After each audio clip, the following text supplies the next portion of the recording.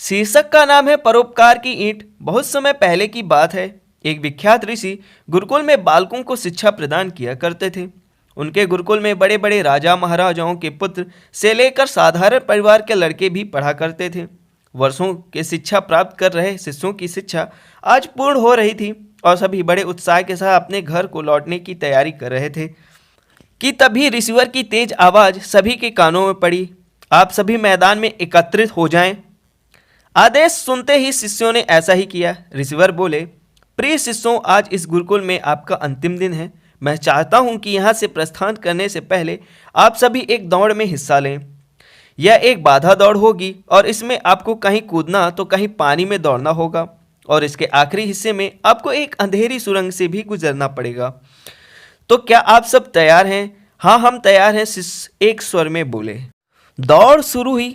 सभी तेजी से भागने लगे। वे तमाम बाधाओं को पार करते हुए अंत में सुरंग के पास पहुंचे। वहां बहुत अंधेरा था और उसमें जगह जगह नुकीले पत्थर भी पड़े थे जिनके चुभने पर असहनीय पीड़ा का अनुभव हो रहा था। सभी असमंजस में पड़ गए। जहां अभी तक दौड़ में सभी एक समान बर्ताव कर रहे थे, वहीं अब सभी अलग अलग व्यवहार करने लगे। खैर, सभी ऐसे तैसे दौड़ खत्म की और रिसीवर के समक्ष एकत्रित हुए। पुत्रों, मैं देख रहा हूं कि कुछ लोगों ने दौड़ बहुत जल्दी पूरी कर ली है और कुछ ने बहुत अधिक समय लिया।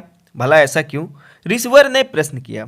यह सुनकर एक शिष्य बोला, गुरुजी, हम सभी लगभग साथ साथ ही दौड़ते रहे, पर सुरंग में पहुंचते ही स्थिति बदल गई।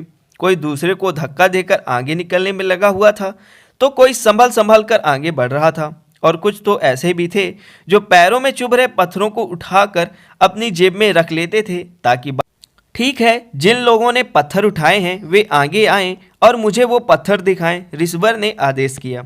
आदेश सुनते ही कुछ शिष्य सामने आए और पत्थर निकालने लगे, पर ये क्या, जिन्हें वे पत्थर समझ रहे थे दरअसल वो बहुमूल्य हीरे थे। सभी आश्चर्य में पड़ गए और रिसीवर की तरफ देखने लगे। मैं जानता हूँ आप लोग इन हीरों को देखकर आश्चर्य में पड़ गए हैं, रिसीवर ने बोला।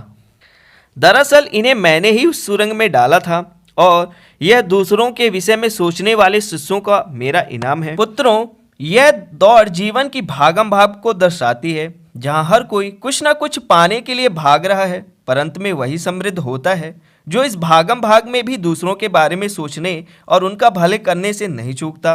अतः यहाँ से जाते जाते इस बात को गांठ बांध लीजिए कि आप अपने जीवन में सफलता की जो इमारत खड़ी कर रहे हैं उसे परोपकार की ईंट लगाना कभी नहीं भूलेगा।